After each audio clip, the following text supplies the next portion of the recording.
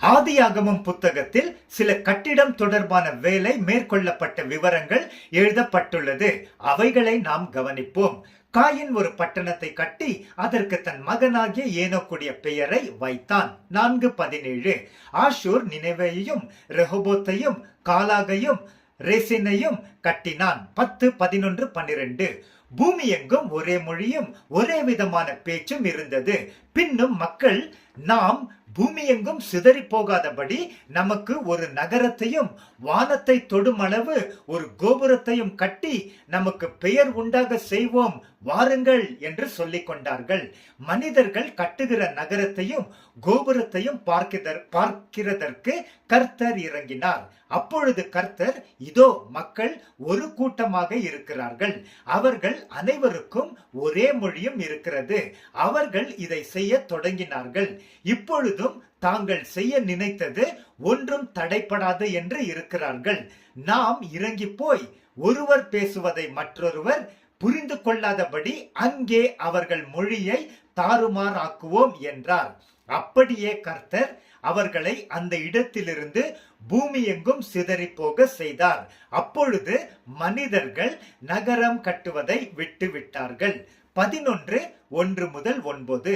மக்கள் தேவனின் விருப்பத்திற்கு எதிராக கட்டி கொண்டிருந்தார்கள். எனவே தேவன் அதை நிறுத்தினார். கர்த்தர் பூமியின் மேல் மாம்பெரும் ஜலப்பிரளயத்தை வர செய்ததற்கு முன்பு நோவா பேழையை உண்டாக்க சொன்னார். நோவா அப்படியே செய்து முடித்தான். 6:11-22. கர்த்தர் கட்டளையிட்டபடியே கட்டப்பட்ட பேழை ஜலப்பிரளயம் கடுமையாக வந்த போதும் அழிந்து போகவில்லை. யாக்கோபு சுக்கோத்திற்கு பயணம் செய்து தனக்கு ஒரு வீடு கட்டி தன் மிருக ஜீவன்களுக்கு கூடாரங்களை போட்டான். 33:17. நோவா கர்த்தருக்கு ஒரு பலிபீடத்தை கட்டினான். 8:20. ஆபிரகாம் 3 முறை கர்த்தருக்கு பலிபீடங்களை கட்டினான். 12:7, 8, 13, 18. ஈசாக்கு ஒரு பலிபீடத்தை கட்டி கர்த்தருடைய நாமத்தை தொழுது கொண்டான். 26, 25. யாக்கோபு லூசுக்கு வந்தபோது அங்கே அவன் ஒரு பலிபீடத்தை கட்டி அங்கே தனக்கு தேவன் காட்சி அளித்ததால் அந்த இடத்திற்கு எல் பெத்தேல் என்று பெயரிட்டான். 35, 6, 7.